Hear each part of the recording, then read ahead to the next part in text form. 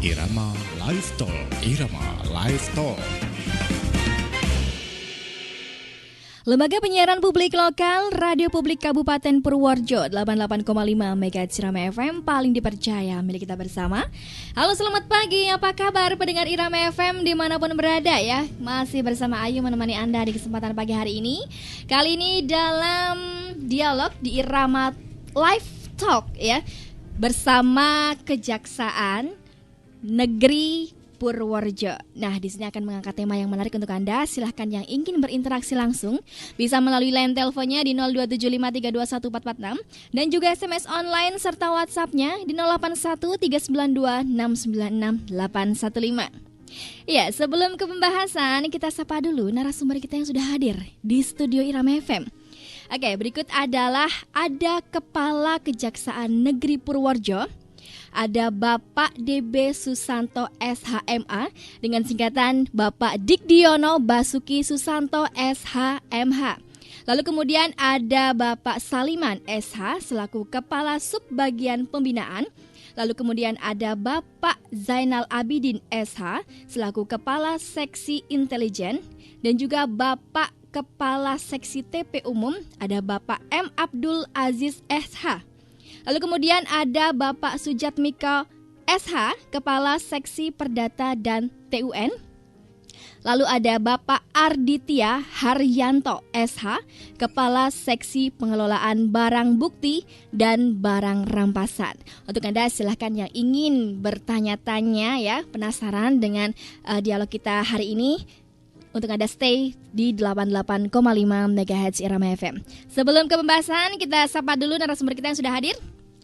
Selamat pagi, apa kabar Bapak Dikdiono? Selamat Bapak pagi. Susanto ya, selaku Kepala Kejaksaan Negeri Purworejo. Ya, selamat pagi para pemirsa Radio Irama FM Kabupaten Purworejo. Selamat berbahagia. Oke. Okay. Iya. Oke, kita akan mengangkat tema di mana tugas dan wewenang Kejaksaan Republik Indonesia yang nanti kita angkat. Nah, sebelum ke pembahasan, untuk memberikan sapaan kepada pendengar Irama FM dan kenapa memberikan latar belakang tugas dan wewenang Kejaksaan Republik Indonesia. Silahkan Bapak. Baik, terima kasih para pemirsa Radio FM Irama FM Kabupaten Purworejo. Di sini kami dari jajaran Kejaksaan Negeri Purworejo ingin mengenalkan diri kepada masyarakat Kabupaten Purworejo khususnya tentang tugas dan kewenangan kejaksaan. Karena selama ini kami melihat dan kami juga mengamati bahwa lembaga kejaksaan yang sudah ada di Kejaksaan di Kabupaten Purworejo belum banyak dikenal oleh masyarakat. Oleh karena itu kami merasa perlu dan bertanggung jawab bahwa apabila masyarakat tidak mengenal secara dekat dengan kami, maka tidak akan pernah berhubungan ataupun berkoordinasi dengan kami. Itu tujuan kami sebenarnya. Kemudian juga dalam hal ini sebagai tugas dan kewenangan kami di kejaksaan ada salah satu kewenangan yang memang nantinya juga bertujuan untuk memberikan penyuluhan dan penanganan hukum pada masyarakat ya, khususnya di Kabupaten Purworejo untuk lebih mengenal bagaimana yang namanya penegakan hukum, kemudian juga mengenali bagaimana hukum itu berlaku di negara kita. Kira-kira seperti itu, Mbak. Oke, dan di sini tentang pengaturan mengenai tugas dan wewenang, di mana kita akan membahas juga tentang Undang-Undang Nomor 16 Tahun 2004 ya, Pasal 30. Nah, mungkin bisa dijelaskan dari isi dalam Undang-Undang Nomor 16 Tahun 2004 Pasal 30. Silahkan. Baik, terima kasih. Jadi Kejaksaan ini lahir berdasarkan Undang-Undang 16 Tahun 2004, yaitu tentang Kejaksaan Republik Indonesia, di mana tugas, fungsi, dan kewenangan kejaksaan ada di bidang perdata, saya ulangi, ada di bidang pidana, di bidang perdata, dan ketertiban umum. Mungkin di sini saya jelaskan satu persatu bahwa tugas kejaksaan di bidang pidana yang pertama adalah melakukan penuntutan, kemudian melaksanakan penetapan hakim dan putusan pengadilan yang telah memperoleh kekuatan hukum tetap, kemudian melakukan pengawasan terhadap pelaksanaan putusan pidana bersyarat, putusan pidana, dan keputusan lepas bersyarat. Kemudian melakukan penyidikan terhadap tindak pidana tertentu berdasarkan undang-undang, melengkapi berkas perkara tertentu dan untuk itu dapat melakukan pemeriksaan tambahan. Kemudian di bidang perdata dan tata usaha negara, kejaksaan dengan kuasa khusus bertindak baik di dalam maupun di luar pengadilan untuk dan atas nama negara. Terus kemudian di dalam bidang ketertiban dan ketentraman umum, kejaksaan turut menyelenggarakan kegiatan peningkatan kesadaran hukum masyarakat, pengamanan kebijakan penegakan hukum, pengawasan peredaran barang cetakan, pengawasan aliran kepercayaan dan aliran keagamaan yang dapat membahayakan masyarakat dan negara, kemudian pencegahan penyalahgunaan dan atau penodaan agama, yang terakhir adalah penelitian dan pengembangan hukum serta statistik kriminal. Barangkali itu yang menjadi tugas pokok kejaksaan berdasarkan pasal 30 Undang-Undang 16 2004. Oke, jadi banyak sekali melakukan pengawasan terhadap pelaksanaan putusan pidana bersyarat misalnya bersyarat, putusan pidana pengawasan dan juga putusan lepas bersyarat. Itu perbedaannya seperti apa saja itu? Baik, sebagai perbedaannya adalah kalau di dalam putusan pengadilan ya, bahwa seorang yang didakwa melakukan tindak pidana tentunya akan menghadapi putusan pengadilan. Nah, kemudian setelah terdakwa tersebut menjalani pidana, maka dalam hal ini pihak daripada lembaga pemasarakatan sebagai tempat untuk melakukan pembinaan bisa memberikan yang namanya asimilasi ataupun pidana bersyarat. Namun demikian juga ada yang namanya pidana bersyarat itu adalah apabila tuntutan penuntut umum dalam hal melakukan dakwaan itu bisa dicantumkan hal-hal yang sifatnya adalah memenuhi satu persyaratan, ya, misalnya ada pidana percobaan dan sebagainya, kira-kira begitu. Oke, nah di sini juga ada pengamanan peredaran barang cetakan. Ya. Itu seperti apa saja, bisa dijelaskan? Ya, untuk peredaran barang cetakan, seperti kita ketahui bahwa di beberapa waktu yang lalu ada beberapa buku-buku yang konten buku ini adalah sebenarnya bukan konsumsi untuk peserta didik ataupun anak sekolah, seperti yang berbau ideologi. Ini belum bisa diterapkan kepada peserta didik. Namun demikian karena ini diperkirakan membahayakan bagi kelangsungan pembelajaran, maka kita melalui keputusan daripada pemerintah untuk melarang peredaran tersebut. Oleh karena itu kewenangan kejaksaan melakukan penyetopan atau pemerintahan peredaran buku tersebut. Kira-kira seperti itu. Oke, dan selanjutnya adalah pasal 31 ya. Undang-Undang nomor 16 tahun 2004 menegaskan bahwa kejaksaan dapat meminta kepada hakim untuk menempatkan ke terdakwa di rumah sakit dan lain sebagainya. Mungkin bisa dijelaskan lebih detail lagi, silakan untuk Bapak. Ya. Jadi selama ini kita menangani perkara bahwa apabila di dalam pelaksanaan proses pemeriksaan persidangan itu terdakwa mengalami gangguan kesehatan, kita bisa mengajukan yang namanya pembantaran, ya, pembantaran kepada terdakwa, kepada rumah sakit. Tentunya ini melalui penetapan hakim, ya, dipandang perlu bahwa mengingat kesehatan daripada terdakwa ini tidak mungkin untuk mengikuti persidangan. Nah, itulah kita mengajukan bahwa nantinya terdakwa untuk dibantarkan, selanjutnya ketika dia sudah sembuh maka dikembalikan kepada rumah tahanan untuk melakukan proses persidangan selanjutnya. Oke, mungkin bisa sedikit cerita saja apakah ada misalnya kalau misalnya mau disidang pura-pura sakit jiwa atau bagaimana? Sudah ada pernah pengalaman seperti itu? Baik, Mbak. Jadi kalau pengalaman kami memang selama di Kabupaten Purworejo ini ada. Jadi terdakwa yang sedang melaksanakan ataupun menjalani proses persidangan itu dia sakit. Ya, dia sakit itu kita ajukan pembantaran. Namun tadi kalau dikatakan bahwa dia itu gila, ya kan? Itu memang diawali dari proses penyidikan. Yaitu nanti ada ketentuan yang memang membatasi apakah seseorang yang dikatakan dia itu mengalami gangguan jiwa itu boleh atau tidaknya dilakukan penuntutan. Itu ada. Jadi kalau misalnya dalam proses penyidikan itu sudah diketahui bahwa yang bersangkutan itu tidak layak untuk diajukan dalam proses persidangan, ya. Ada ketentuan pasal 44 di KUHP itu. Nah, kemudian di sini tetap diajukan oleh penyidik kepada penuntut umum untuk diajukan ke persidangan. Nanti di putusan hakim itulah yang menetapkan bahwa yang bersangkutan adalah tidak memenuhi syarat. Ya, dia di bawah pengampuan atau dia dikatakan gila. Nah, disitulah akhirnya perkara itu dinyatakan tidak diteruskan. Oke, Gitu. berarti kita dari kejaksaan sendiri bekerja sama dengan dinas kesehatan kah atau dari psikologi dan lain bisa sebagainya? dinas kesehatan, bisa rumah sakit. Artinya adalah tenaga kesehatan yang berkompeten untuk memberikan pernyataan bahwa yang bersangkutan adalah tidak layak untuk diminta pertanggungjawaban pidana, kira-kira begitu. Oke, nah kita beralih ke pasal 32. Nah, kemudian di pasal 32 undang-undang tersebut menetapkan bahwa di samping tugas dan wewenang tersebut dalam undang-undang kejaksaan dapat diserai tugas wewenang lain. Nah, ini wewenang lain seperti apa mungkin dijelaskan di pasal 32 undang-undang tersebut.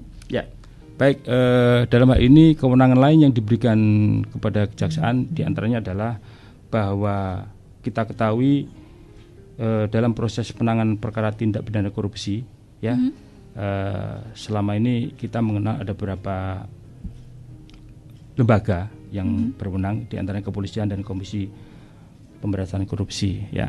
Nah, di sini kejaksaan juga diberikan kewenangan untuk melakukan penyidikan, ya.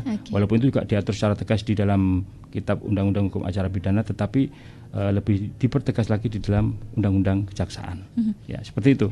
Oke, dan juga ada kejaksaan membina hubungan. Ini termasuk 32 atau sudah masuk ke pasal 33 yang misalnya mengatur kerjasama dengan badan hukum penegak lainnya dan juga instansi lainnya. Ya, dalam hal kerjasama itu memang sudah kita laksanakan, ya, bahwa kami dalam melaksanakan tugas dan kewenangan, kami ambil contoh bahwa di dalam proses penyidikan itu ada penyidik kepolisian dan juga penyidik PPNS, ya. Nah, di sini kita juga harus melakukan koordinasi, ya, dengan pihak kepolisian, karena di situ ada penyidik-penyidik yang akan melaksanakan tugas dalam penyidikan. Kemudian yang kedua juga kita akan melakukan koordinasi dengan pihak pengadilan sebagai lembaga yang akan melakukan pemeriksaan di persidangan, dan kemudian juga ada rumah tahanan negara, ya. Rumah tahanan negara ini yang bertugas juga menerima titipan tahanan dari setiap pejabat yang berwenang untuk melakukan penahanan. Misalnya dalam penyidikan nanti polisi akan menempatkan tahanan itu ada di tempat mereka sendiri. Kalau kami kan tidak punya rutan, nah oleh karena itu kita menempatkan di rutan. Itulah bentuk kerjasama kami dengan badan ataupun lembaga yang ada di Purworejo khususnya seperti itu. Oke, untuk Anda tetap nyatu di 88,5 MHz Irama FM, masih bersama Jaksa Menyapa dengan tema tugas dan wewenang Kejaksaan Republik Indonesia. Di sini bersama narasumber kita ada Bapak Dikdiono Basuki Susanto SHMH. Untuk Anda tetap nyatu di 88,5 Irama FM.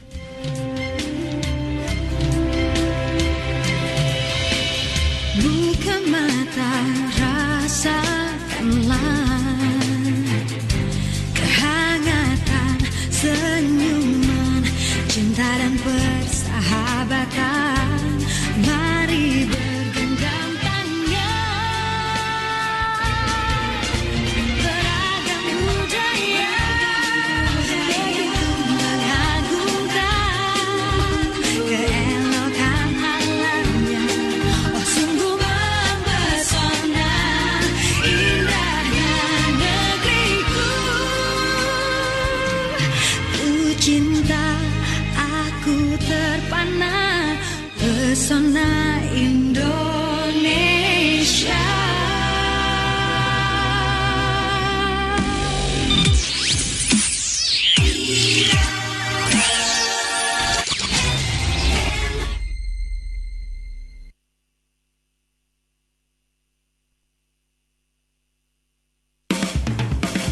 Irama Live Talk. Irama Live Talk. Ya, masih barengan Ayu ya di kesempatan pagi hari ini di Jaksa Menyapa dengan tema tugas dan wewenang Kejaksaan Republik Indonesia bersama Kepala Kejaksaan Negeri Purworejo, ada Bapak DB Susanto SHMH ataupun Bapak Dikdiono Basuki Susanto SHMA. Nah, di sini santai saja kita bercerita ya. Memperkenalkan siapa saja sih jajaran yang sudah dibawa ke sini di studio Irama FM. Untuk Bapak Susanto, silahkan memperkenalkan. Baik, terima kasih para pemirsa. Tadi sudah dikenalkan bahwa saya selaku Kepala Kejaksaan Negeri Purworejo dengan nama Dikdiono Basuki Susanto, tapi sapaan akrab saya lebih disingkat dengan DB Susanto. Barangkali nanti para pemirsa bertemu di tengah jalan dengan kami, tidak segan-segan untuk menyapa kami. Kemudian dalam kesempatan ini kami juga ingin memperkenalkan susunan organisasi yang ada di Kejaksaan Negeri Purworejo, di mana berdasarkan keputusan Presiden tentang tata organisasi Kejaksaan Republik Indonesia di tingkat satuan kerja yang terkecil, yaitu di kabupaten kota, dengan istilah namanya Kejaksaan Negeri, dan di Kejaksaan Negeri Purworejo nomenklaturnya bernama Kejaksaan Negeri Purworejo. Ya, di sini ada struktur organisasi yang sudah ditetapkan di bawah Kepala Kejaksaan Negeri, yaitu ada yang namanya bidang pembinaan di bawah pimpinan Kepala Sub Bagian Pembinaan. Mungkin dalam hal ini saya kenalkan, yaitu namanya Bapak Saliman. Ya, Bapak Saliman, mungkin Bapak Saliman bisa menyapa pemirsa. Oke, silakan Bapak Saliman. Baik, terima kasih. Selamat pagi Bapak, para pendengar Irama FM. Nama saya Saliman Sarjana Hukum. Tugas saya adalah sebagai Kepala Sub Bagian Pembinaan Kejaksaan Negeri Purworejo. Oke. Baik, selain dari tugas kami di bidang pembinaan tadi, perlu saya jelaskan sedikit di mana pembinaan ini lebih ke permasalahan-permasalahan yang terkait dengan internal, ya. Internal, jadi mengurusi kepegawaian, kemudian juga mengurusi tentang masalah keuangan, mengelola anggaran dan sebagainya, termasuk juga dalam istilah umumnya adalah rumah tangga daripada kejaksaan. Kemudian saya kenalkan yang sebenarnya juga ini mempunyai bidang untuk melakukan pembinaan, yaitu berupa penyuluhan dan penerangan hukum, yaitu ada Kasih Intelijen. Di sini telah hadir Kasih Intelijen kami. Saya persilakan Kasih Intel untuk memperkenalkan diri kepada pendengar Irama FM. Terima kasih atas. Oke, silakan. Terima kasih atas waktunya. Selamat pagi pendengar Irama FM. Saya Yainal Abidin SH. Saat ini saya ditugaskan untuk menjabat selaku Kepala Seksi Intelijen Kejaksaan Negeri Purworejo. Mungkin demikian perkenalan kami.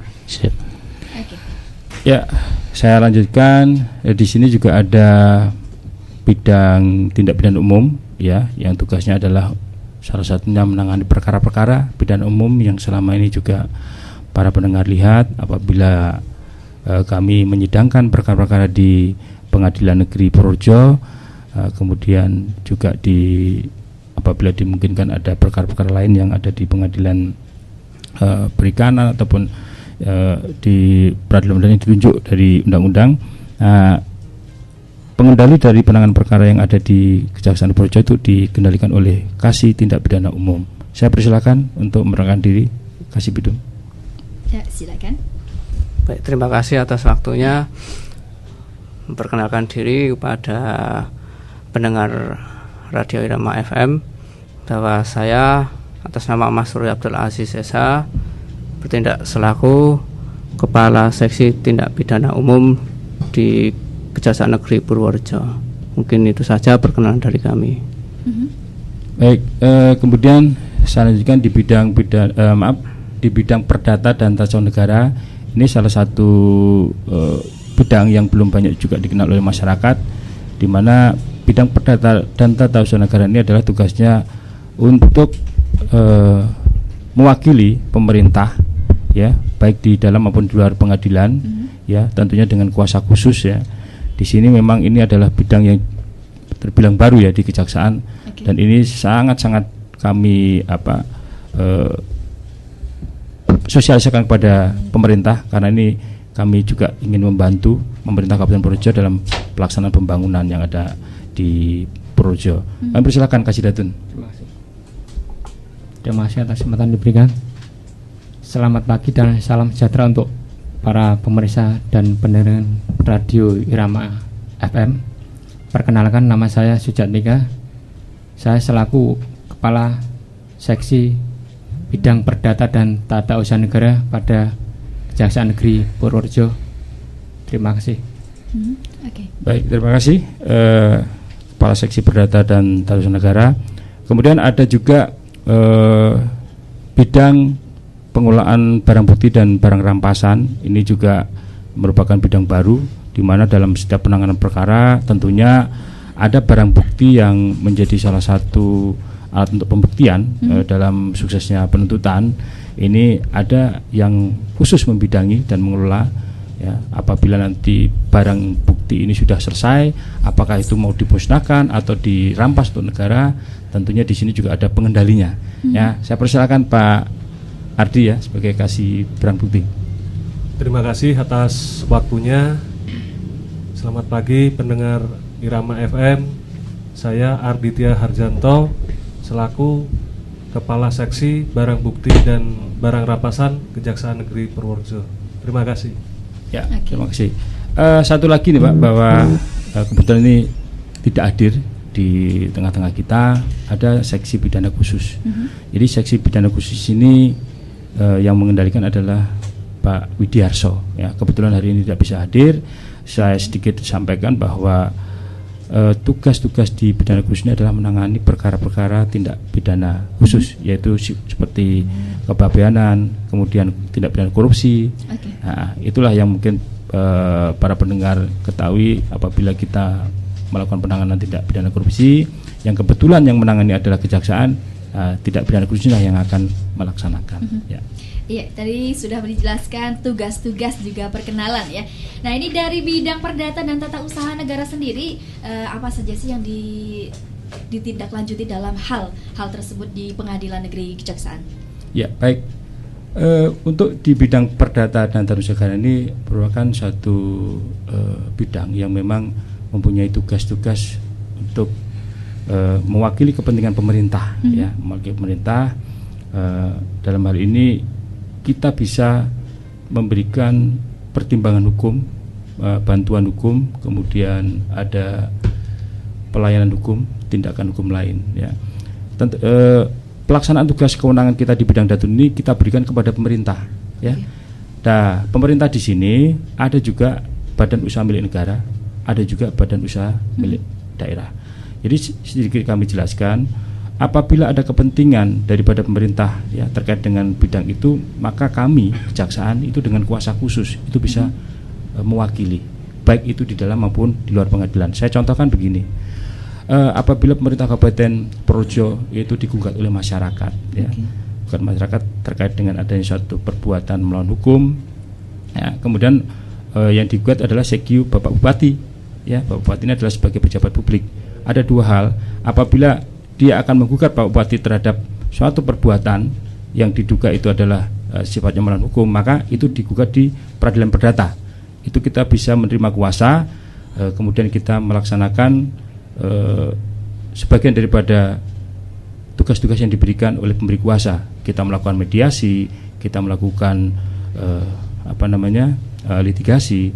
Nah, beda lagi ketika Pak Bupati sebagai pejabat publik dia akan mengeluarkan suatu keputusan yang bersifat besiking atau putusan pejabat tata usaha negara, maka itu akan digugat melalui peradilan tata usaha negara. Ya. Nah, itu berbeda di situ. Kemudian juga ada banyak hal-hal lain yang bisa kita berikan. Kita bisa memberikan bantuan pertimbangan hukum apabila pemerintah kabupaten akan membahas mengenai raperda dan sebagainya yang merupakan produk-produk dari pemerintah, maka kita bisa memberikan pertimbangan apakah ini sudah sesuai dengan ketentuan atau belum. Nah, kemudian juga kepada masyarakat khususnya di bidang datun, tak lupa kami juga akan memberikan pelayanan, ya, karena tadi saya sebutkan ada yang namanya pelayanan hukum. Nah, pelayanan hukum ini kita berikan kepada masyarakat, ya, apabila mereka menghadapi persoalan-persoalan atau permasalahan kaitan dengan perdata dan tata usaha negara. Sambil contoh, ada salah seorang yang datang kami ingin konsultasi terkait dengan masalah warisan, ya. Nah, itu bisa datang kepada kami untuk berkonsultasi. Ini seperti apa Pak? Nanti kami akan mengarahkan harus bagaimana masyarakat akan melakukan suatu tindakan selanjutnya. Itu yang kita berikan kepada masyarakat terkait dengan kewenangan datun tadi. Oke. Nah, di sini kegiatan apa saja sih dalam bidang ketertiban dan ketentraman umum Kejaksaan Kabupaten Purworejo? Ya, baik.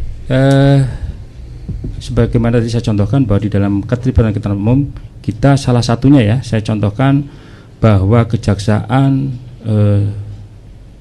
dapat melakukan koordinasi, ya, dalam rangka untuk pengawasan aliran kepercayaan dan aliran keagamaan di masyarakat. Dalam hal ini kita sebagai salah satu lembaga yang ditunjuk undang-undang membentuk badan koordinasi, yaitu pengawas aliran kepercayaan dan keagamaan masyarakat atau disebut dengan PAKEM. Ya, tugasnya adalah apa? Mengawasi apabila di dalam di masyarakat itu ada aliran-aliran yang memang mengatasnamakan keagamaan. Nah, itu kita membentuk yang namanya Bakor Pakem tadi untuk membahas apakah ini bertentangan dengan norma-norma yang ada di dalam masyarakat. Yang kedua juga, apakah ini sudah bertentangan dengan agama dan aliran kepercayaan yang ada di masyarakat. Banyak hal yang sudah kita lakukan ya di beberapa daerah, tapi di Purworejo ini alhamdulillah masih belum ada yang memang menonjol. Dan ini secara secara intensif juga kita lakukan rapat koordinasi, walaupun beberapa waktu ini kita mandek ya karena ada pandemi Covid ini. Itu salah satu bentuk peran kejaksaan di dalam ketentraman dan ketertiban umum. Ya, baik. Nah, di sini ada pengawasan aliran kepercayaan tadi sudah dijelaskan ya. Dalam pencegahan penyalahgunaan ataupun penodaan agama itu seperti apa saja, bisa dijelaskan? Nah, ini menyambung dari apa tadi yang saya jelaskan. Apabila tadi ditemukan ternyata ada salah satu aliran itu yang memang salah satu agama yang ada di masyarakat itu merasa keberatan, ya. Saya tidak akan mencontohkan secara spesifik, tetapi di sini ada yang merasa keberatan. Ada orang yang melakukan ritual misalnya, melakukan ritual, dia mengatasnamakan salah satu agama. Saya sebut agama Islam misalnya. Nah, ternyata setelah kita melakukan pengawasan, ternyata ini sudah menyimpang, tapi dia seolah-olah itu membawa nama Islam, ya kan? Nah, kemudian di sini kami juga tidak serta-merta akan memutuskan apakah aliran ini bertentangan atau tidak. Tentunya kami akan menggandeng stakeholder yang ada di Kabupaten Purworejo, seperti kami menggandeng FKUB, MUI, Kementerian Agama, kemudian juga dari mitra kami Polres dan juga Kodim. Kita putuskan, nah ini aliran apakah memang benar atau tidak. Nah, kalau ini dari yang mewakili Islam, oh tidak benar, kalau dia mengatasnamakan Islam dan dia melakukan cara-cara yang di luar Islam, itu namanya adalah penodaan agama. Nah, langkah pertama kami adalah mengingatkan mereka untuk menghentikan kegiatan tersebut. Tetapi kalau mereka tetap bersikukuh untuk melakukan kegiatan, maka pihak yang merasa keberatan tadi bisa melakukan atau melaporkan bahwa ada tindak pidana penodaan agama. Nah, itu sebagai tindak pidana tadi, sehingga di sini kita proses melalui jalur hukum. Ya. Itu bisa langsung dari kejaksaan, tidak melalui kepolisian dahulu dan lain-lain? Harus melalui kepolisian. Tadi ada Bakor Pakem sebagai lembaga ataupun wadah yang memutuskan melalui keputusan bahwa aliran kepercayaan atau keagamaan itu memang itu namanya menodai ataupun tangan dengan agama yang dibawa tadi, sehingga nanti akan kita laporkan ke kepolisian untuk dilakukan penyidikan lebih lanjut. Ya. Nah, di kejaksaan sendiri menerima kuasa hukum tidak? Kalau misalnya ada yang masyarakat yang ingin meminta untuk menjadikan siapa saja yang ada di kejaksaan menjadi kuasa hukumnya? Nah, tadi berhubungan dengan bidang kami ya di Perdata dan Tata Usaha Negara. Jadi tadi saya jelaskan, kalau kita memberikan pelayanan kepada masyarakat, ya, bahwa masyarakat ingin beracara di pengadilan, bahwa dia punya satu persoalan mengenai tanah. Pak, saya ada permasalahan tanah di mana permasalahan ini sudah kami lakukan musyawarah tapi tidak bisa. Nah, kemudian saya memberikan kuasa kepada kejaksaan untuk bisa mewakili di persidangan. Ya, itu tidak bisa. Nah, yang bisa adalah lembaga pemerintahan. Ya, tadi itu di kewenangan Datun tadi.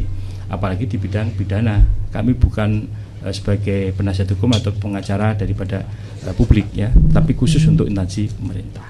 Oke, kita beralih di dalam pasal 35 Undang-Undang Nomor 16 Tahun 2004 ya. Di samping tugas dan wewenang Kejaksaan Republik Indonesia, Jaksa Agung memiliki tugas dan wewenang sebagaimana yang diatur dalam pasal 35 Undang-Undang Nomor 16 Tahun 2004. Mungkin bisa dijelaskan?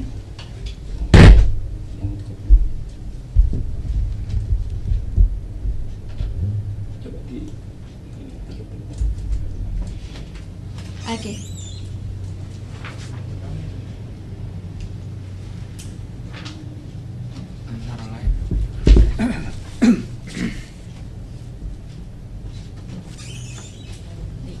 Baik para pendengar, tadi sebagaimana tadi disampaikan bahwa tugas dan kewenangan kejaksaan di dalam pasal 35 Undang-Undang Nomor 16 Tahun 2004 yaitu menetapkan serta mengembalikan kebijakan penegak hukum dan keadilan dalam ruang lingkup tugas dan kewenangan kejaksaan. Kemudian juga ada mengefektifkan proses penegakan hukum yang diberikan oleh undang-undang, kemudian mengesampingkan perkara demi kepentingan umum, kemudian mengajukan kasasi dan seterusnya. Ini kami tidak uraikan satu persatu. Tadi pada intinya bahwa tugas Jaksa Agung ini salah satu yang kami contohkan bahwa menetapkan serta mengendalikan kebijakan penegakan hukum dan keadilan dalam ruang lingkup tugas dan kewenangan. Ada beberapa permasalahan tertentu yang dihadapi oleh kejaksaan di dalam masyarakat. Kemudian atas pertimbangan-pertimbangan yang memang sudah dikaitkan dengan ketentuan perundangan-perundangan yang berlaku, maka atas keputusan Jaksa Agung bisa memerintahkan kepada kami dengan tentunya dari berbagai aspek, ya, contohnya di Purworejo akan mendapatkan perintah dari Kejaksaan Tinggi sebagai tindak lanjut dari Kejaksaan Agung untuk tidak meneruskan perkara tersebut dengan pertimbangan tentunya di sini ada hal yang memang terkait dengan masalah ketertiban, kemudian pertimbangan-pertimbangan yang memang sudah diberikan petunjuk dari pimpinan. Nah, ini kita dapat untuk melaksanakan itu tidak dilakukan penegakan hukum. Seperti itu contohnya. Masih banyak lagi di dalam beberapa pasal.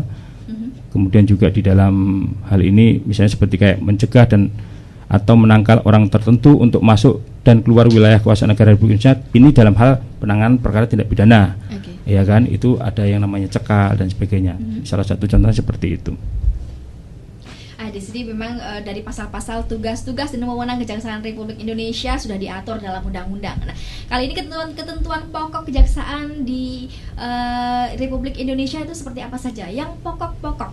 Ya, seperti yang tadi kami sampaikan bahwa yang pokok ya, bahwa kejaksaan itu adalah lembaga negara, ya, yang berwenang di bidang penuntutan. Ini core bisnisnya kalau istilah bilangkan. Jadi masyarakat saat ini lebih mengenal kita itu sebagai lembaga penuntutan, ya, dan kewenangan lain yang diberikan oleh undang-undang. Nah itu yang paling pokok. Nah, sejak lahirnya kejaksaan seperti itu.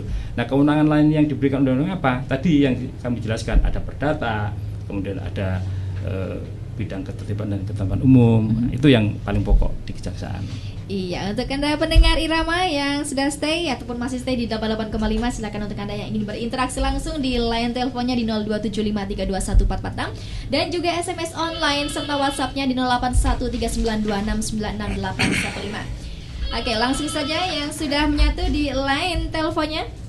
Ya, selamat pagi menjelang siang, dengan siapa di mana? Selamat siang. Dari Busjo Jaga, Mbak. Oke. Ayu juga Bapak Kepala Kejaksaan. Oke. Saya mau cuman rasa kasihan aja, saya mau tanya Pak. Kan kemarin itu karena corona yang pada ini kan ada hubungannya dengan penjara ya Pak? Penjara. Oke. Lalu? Ada hubungannya enggak Pak? Ada. Ada, oh ya. Kalau ada, saya itu punya rasa kasihan aja. Jadi katanya yang hubungannya enggak berat-berat itu sudah dikeluarkan. Nah, tapi saya kok sering itu kasihan sama penjara yang anak-anak kerja itu Pak.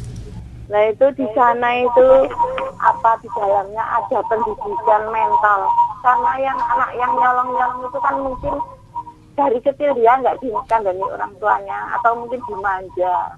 Jadi supaya dia keluar jadi anak yang baik. Oke. Halo. Iya, halo. Makasih Bapak-bapak. Mbak Ayu, makasih. Iya, terima kasih sekali untuk Ibu Setia Widodo yang sudah menyatu di kesempatan pagi hari ini. Mungkin bisa dijelaskan langsung kenapa ada penjara untuk anak-anak? Apakah juga ada pendidikan mental kepada anak-anak yang mungkin masih anak-anak perlu bimbingan lebih lanjut lagi? Silakan. Ya, terima kasih Bu Setia Widodo atas pertanyaannya. Baik Bu, apa yang Ibu tanyakan tadi, apakah ini ada hubungannya dengan penjara? Tentunya memang di dalam penanganan perkara tindak pidana pasti ada hubungannya dengan penjara. Pertama yang perlu saya jelaskan bahwa setiap penanganan perkara, bahwa seorang tersangka ya yang diduga melakukan suatu tindak pidana atau perbuatan pidana, maka bisa dilakukan penahanan. Penahanan itu dilaksanakan yaitu di rumah tahanan atau istilah Ibu tadi penjara, kan begitu. Nah, kemudian tadi Ibu nanyakan apakah ini saya melihat di penjara anak-anak ini apakah ada pendidikan mental dan sebagainya. Tentunya dalam hal ini Bu memang sebenarnya kewenangan daripada rumah tahanan. Bahwa apabila seorang terpidana, jadi yang tadi kan dari terdakwa dulu, kemudian dia divonis, kemudian dia melaksanakan pemidanaan, dia statusnya namanya narapidana. Nah, disitulah dia dilakukan pembinaan. Ya, pembinaan itu juga berbagai aspek ya, juga mengenai psikologis, mental, budi pekerti dan seterusnya, agar dia nantinya tujuannya dikembalikan kepada akhlak yang mulia ya, yang tidak lagi melakukan suatu perbuatan yang menyimpang dari ketentuan, baik itu ketentuan dunia maupun ketentuan agama. Nah, itu seperti itu pembinaan yang dilakukan di rumah tahanan maupun di lembaga pemasyarakatan. Apalagi yang namanya anak-anak ya, tentunya di sini anak-anak sebagai generasi muda, generasi penerus bangsa, pembinaannya pasti berbeda dengan tahanan-tahanan yang di penjara yang dilakukan di rumah tahanan khusus untuk dewasa. Dan perlu saya jelaskan bahwa memang untuk tahanan ataupun penjara tadi ini berbeda. Ada rumah tahanan atau lembaga pemasyarakatan untuk anak-anak, ada juga untuk yang dewasa. Jadi tidak dicampur ini ya Bu ya. Nah, tapi tujuannya pembinaan tadi adalah untuk mengembalikan dari si narapidana tadi menjadi orang yang baik ya. Saya kira gitu. Oke, kita beralih ke WhatsApp-nya. Bayu, selamat pagi. Ini Zaki di Kutarjo. Saya mau tanya, apakah bisa kalau seumpama masyarakat ada yang sekedar mau berkonsultasi tentang hukum dengan kejaksaan? Oke, silakan. Baik. Di sini Zaki di baik, Kutarjo. Mas Zaki ya dari Kutarjo. Ada pertanyaan melalui WhatsApp tadi. Apakah masyarakat bisa berkonsultasi ke kejaksaan? Tadi sebagaimana tadi saya terangkan di awal bahwa kejaksaan memberikan pelayanan hukum kepada masyarakat tentang hal-hal apa saja yang nantinya menjadi permasalahan yang dihadapi. Tentunya tadi apabila masyarakat itu menghadapi permasalahan, kita akan mengarahkan harus apa yang dilakukan oleh masyarakat tersebut. Permasalahan itu kan banyak sekali ya. Ya mungkin tadi kita batasi di masalah perdata dan tata usaha negara. Tapi kita juga tidak menutup kemungkinan bahwa masyarakat itu juga mungkin menanyakan hal-hal yang memang tidak tahu tentang hukum. Oleh karena itu kami membuka kesempatan, karena di sini juga ada layanan informasi publik di kami ya. Jadi disitulah fungsi diadakannya ruang informasi publik untuk memberikan informasi kepada masyarakat tentang apa saja kaitan dengan masalah hukum ini. Silakan datang di kami. Tentunya nantinya kami juga akan memberikan pelayanan untuk pemberian konsultasi dan informasi. Berarti hanya konsultasi saja, ya. Tidak apa-apa. Ya, masih di WhatsApp ya, dari Anton di Magelang. Saya melihat di televisi katanya dalam pencegahan COVID-19 diadakan sidang online. Pertanyaannya di sini adalah apakah sidang online itu sudah ada di dalam KUHP? Soalnya setahu saya belum ada, dan kenapa harus secara online? Tidak secara tatap muka saja, biasa tetapi dengan pembatasan-pembatasan sosial, seperti pembatasan jarak dan peserta sidangnya.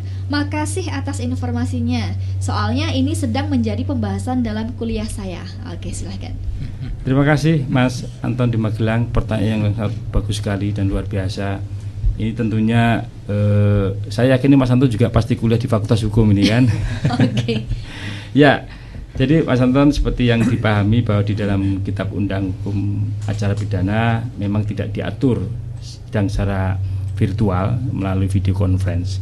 Tetapi kita menimbang bahwa kondisi saat ini menghadapi musibah pandemi COVID-19 yang melanda seluruh dunia, terkhusus di Indonesia.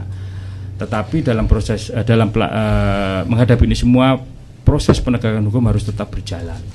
Lalu aturan-aturan yang ada di negara kita seperti tadi saya sebutkan, Kitab Undang Hukum Acara Pidana memang belum menjangkau sampai ke sana. Lalu apakah pertimbangan ini harus kita berikan kepada masyarakat? Kalau seperti itu kita lepas saja proses hukum ini. Apa dampaknya? Nah, oleh karena itu sebagai lembaga peradilan, Mahkamah Agung dalam hal ini sebagai induk dari Pengadilan Negeri maupun Pengadilan Tinggi Seluruh Indonesia, dan juga kami dari Kejaksaan maupun dari Kepolisian memandang perlu untuk membuat suatu kesepakatan, ya. Kesepakatan ini kan juga dikatakan sebagai undang-undang bagi para pihak, ya, kalau dalam hukum perdata, yaitu untuk melaksanakan sidang, ya, untuk melaksanakan sidang secara virtual. Apa pertimbangannya? Ya tadi ada pandemi COVID yang memang sangat membahayakan bagi masyarakat. Nah, ke depan memang akan dirumuskan, ya, akan dirumuskan. Bahkan ada usulan masyarakat bahwa sidang online ataupun sidang virtual ini dipandang perlu apabila dalam keadaan darurat. Ini sudah menjadi pembahasan. Ini mungkin juga Mas Anton nanti secara berkenan juga memberikan masukan berdasarkan referensi-referensi yang ada. Kita nantinya arahnya menambahkan satu pasal, ya, bahwa nantinya bisa dilakukan sidang secara online. Karena kalau kita melihat ketentuan yang ada sekarang ini di dalam KUHP sendiri, di dalam pasal 230 sidang, tata cara sidang ini sudah diatur. Ada hakim, ada jaksa, kemudian ada terdakwa yang duduk dalam satu ruangan dengan menggunakan atribut-atribut masing-masing pejabat yang berwenang. Tetapi dalam kondisi ini sangat tidak mungkin, apalagi dengan Perpres nomor 1 tahun 2020 tentang masalah pandemi COVID ini, ada himbauan dari pemerintah untuk menjaga kesehatan dengan cara yaitu social distancing atau physical distancing. Kemudian ada juga Perpres tentang pembatasan sosial berskala besar. Ini semuanya untuk mengatur penyebaran daripada pandemi COVID-19, termasuk di proses persidangan, sehingga diantisipasi.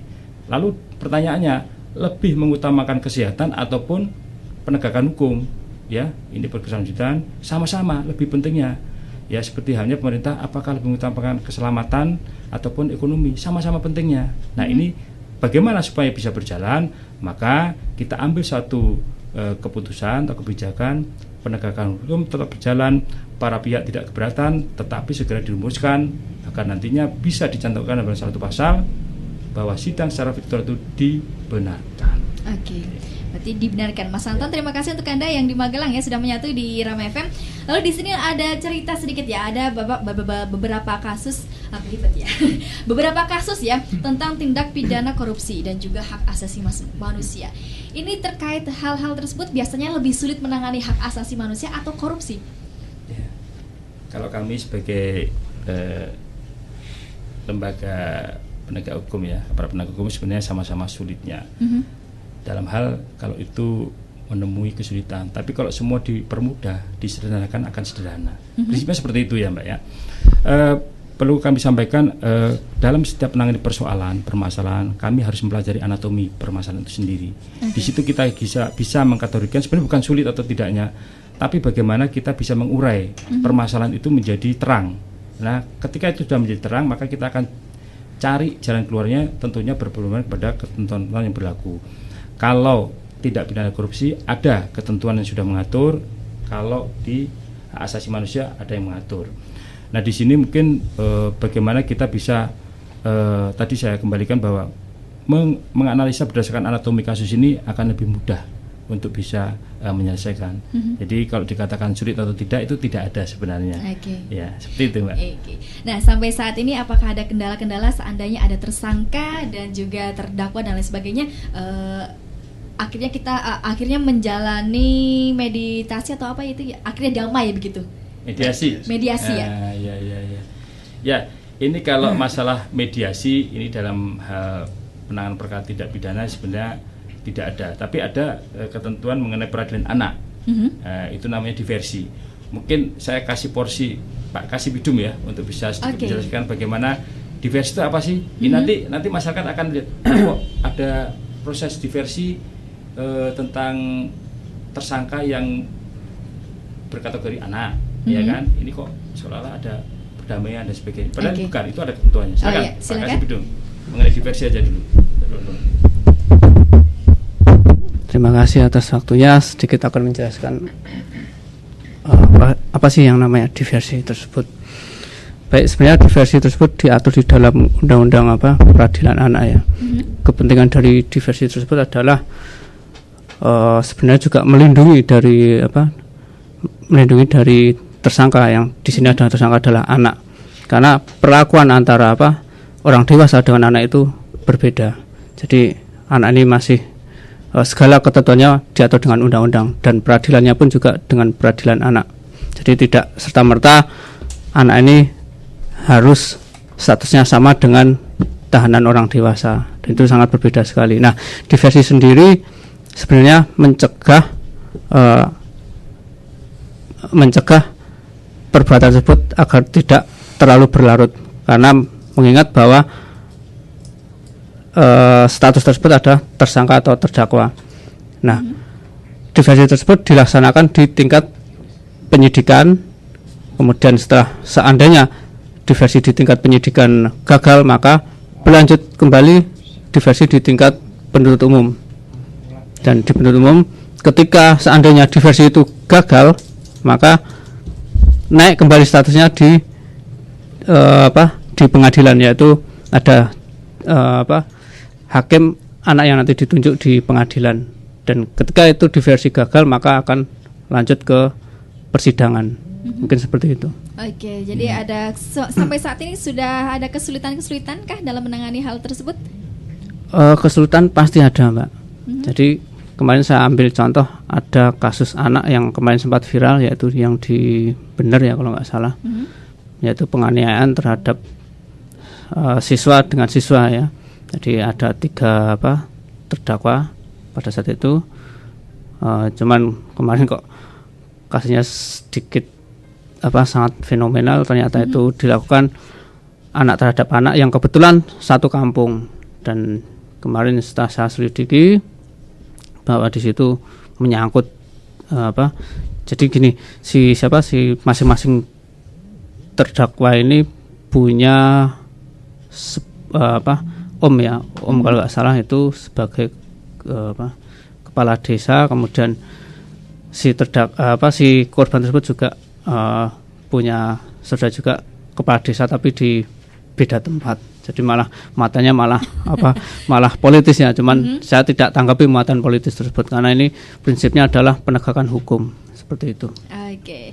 Nah, sampai saat ini mungkin ada ya yang misalnya tergugat diundang oleh penggugat dan akhirnya tidak datang. Itu kisahnya sampai apa? Bagaimana itu kisahnya? Ya, saya tambahkan tadi yang diterangkan oleh Pak Kasibidum ya. Tadi kan menyambung terkait masalah apakah ini ada musyawarah atau damai. Tadi diversi itu bukan untuk perdamaian ya. Intinya seperti itu. Apakah pihak korban atau pihak terdakwa, nah itu bisa disamakan persepsinya tentang perbuatan yang dilakukan. Nah, seperti itu. Nah, tadi pertanyaan yang terakhir kaitan dengan masalah tergugat dan penggugat bisa diundang ya. Bisa diundang di mana? Di persidangan. Nah, ini namanya tergugat dan penggugat. Perlu saya jelaskan kepada para pendengar bahwa di dalam perdata, hukum acara perdata, apabila para pihak yang sedang bersengketa atau bermasalah kemudian dia tidak menyelesaikan secara mediasi, maka itu dilanjutkan ke dalam proses gugat ginugat namanya di dalam hukum acara. Nah, di dalam proses gugat ginugat itu ada para pihak yang nantinya sebagai penggugat dan juga pihak sebagai tergugat ya. Dan kedua-duanya apabila dalam proses persidangan di hukum acara perdata maka akan diawali dengan yang namanya mediasi. Tentunya mereka akan diundang dua-duanya untuk melakukan mediasi. Nah, kemudian apabila mediasi ini tidak ada kata sepakat ataupun tidak tercapai kata sepakat, maka akan diteruskan ke dalam materi pokok perkara. Nah, disitulah ada namanya proses jawab jinawab ya di dalam hukum acara untuk nantinya akan menentukan siapa sih yang nantinya bisa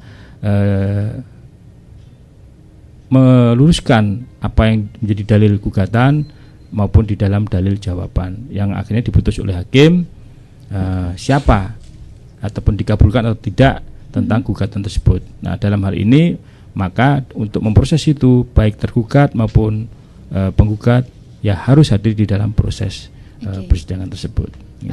Bagaimana kalau misalnya yang berurusan dengan berobat di luar negeri? Misalkan bisa mempunyai urusan yang belum selesai dan alasan harus berobat ke luar negeri, itu bisa dijelaskan? Ya, Kalaupun ada seorang tersangka, misalnya kami ini ya dari Purworejo ini, misalnya kami ambil contoh, Kejaksaan Negeri Purworejo sedang melakukan penyidikan tindak pidana korupsi.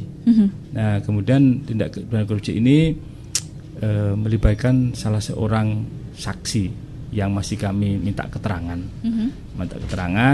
Nah, kemudian ternyata saksi ini ingin berbuat ke luar negeri ya.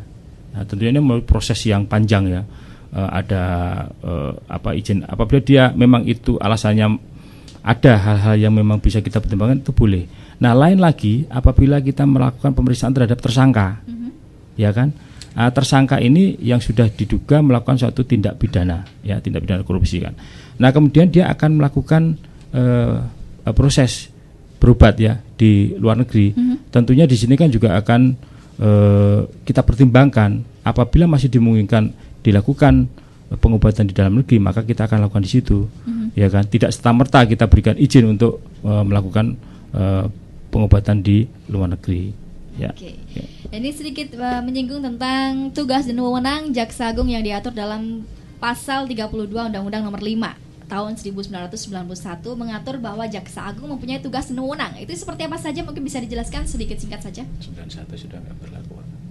Mbak, saya jelaskan bahwa Undang-Undang Kejaksaan Nomor 591 itu kan sudah dirubah. Sudah tidak laku. Jadi menjadi Undang-Undang nomor 16 tahun 2004. Seperti awal tadi saya sampaikan. Ya. Oh ya. Nah, ini kali ini kita menuju closing statement ya. Dan waktunya sudah hampir habis menuju pukul 11 siang. Dan mungkin ada sedikit tambahan-tambahan yang mungkin Bapak mempersilahkan kepada jajarannya untuk memberikan tambahan-tambahan lain. Oke, Bapak Zainal silakan. Terima kasih atas waktunya. Mungkin saya melengkapi saja. Ada beberapa hal yang saya catat di sini. Satu, terkait dengan fenomena atau kejadian yang saat ini sedang berjalan, di mana tidak hanya di Kejaksaan Negeri Purworejo atau di Kabupaten Purworejo saja, tetapi hampir di seluruh wilayah Indonesia ya, kalau ini kita bilang Indonesia, sidang telekonferensi atau sidang virtual itu digelar.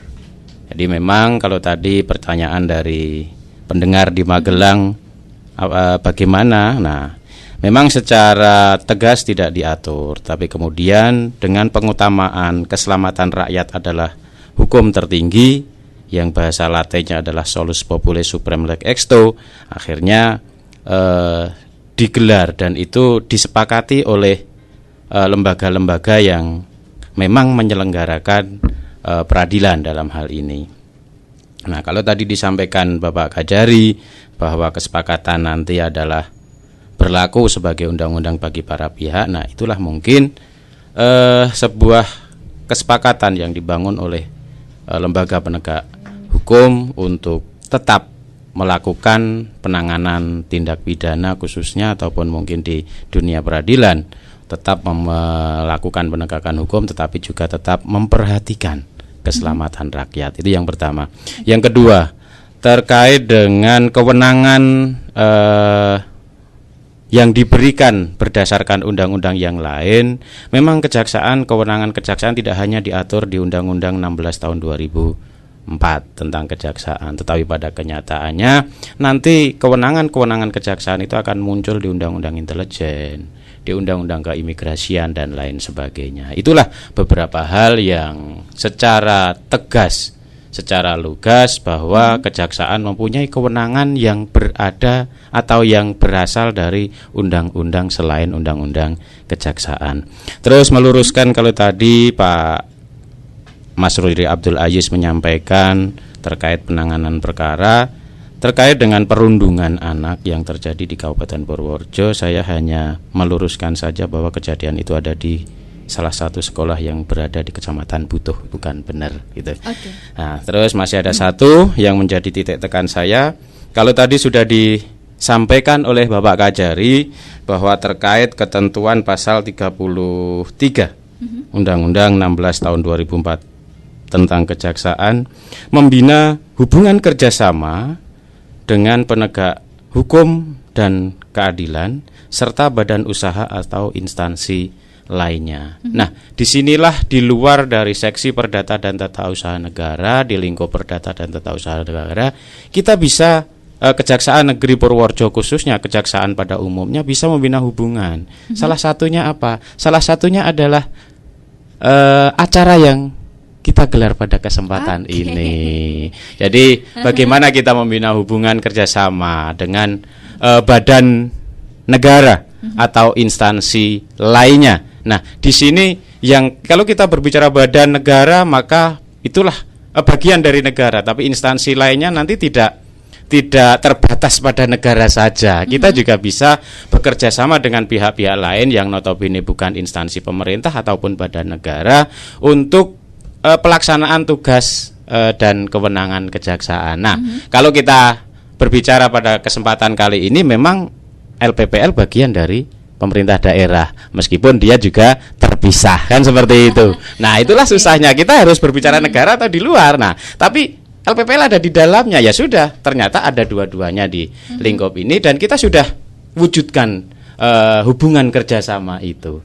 Itu mungkin yang bisa kami sampaikan melengkapi penyampaian dari narasumber utama Bapak Kajari Dikdioni Basuki Susanto beserta teman-teman yang lain yang sudah menyampaikan. Terima kasih atas waktunya. Oke, silakan untuk Bapak Susanto memberikan closing statement kepada pendengar Irama FM, kesan pesan dan sekaligus visi dan misi Kejaksaan Kabupaten Purworejo. Baik, terima kasih para pendengar Irama FM dan seluruh masyarakat di Purworejo. Kami sekali lagi mengajak kepada masyarakat bahwa dalam kehidupan sehari-hari kita selalu berhubungan dengan peraturan dan ketentuan, itu masalah hukum. Nah, dengan masalah hukum maka saya mengajak dalam kesempatan ini khususnya kepada masyarakat Kabupaten Purworejo untuk tidak segan-segan ya menanyakan, berkonsultasi kepada kami ya. Tentunya tujuannya adalah pertama kita bisa bersinergi antara masyarakat dengan Kejaksaan Negeri Purworejo.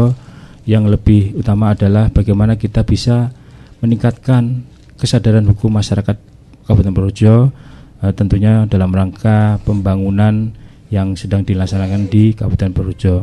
Kemudian yang terakhir dalam menghadapi pandemi COVID-19 di Kabupaten Purworejo khususnya, kami menghimbau agar masyarakat tetap mematuhi aturan-aturan, ketentuan yang sudah ditetapkan oleh pemerintah, karena ini semua demi kepentingan kita bersama ya, terutama mengenai keselamatan dan kesehatan kita. Saya kira demikian yang dapat kami sampaikan.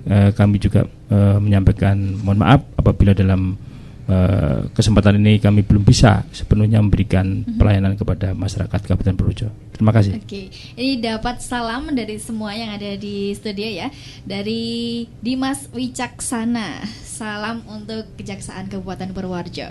Ya, terima kasih untuk pendengar Irama FM yang sudah stay bergabung bersama kami dalam dialog Jaksa Menyapa di Irama Live Talk hari ini. Semoga dalam kesempatan hari ini bermanfaat untuk Anda semuanya ya, yang masih penasaran dengan Kejaksaan Agung seperti apa ya dan lain sebagainya. Nah, kita mohon pamit. Apabila ada kata yang salah mohon dimaafkan. Wabillahi taufiq wal hidayah. Wassalamualaikum warahmatullahi wabarakatuh.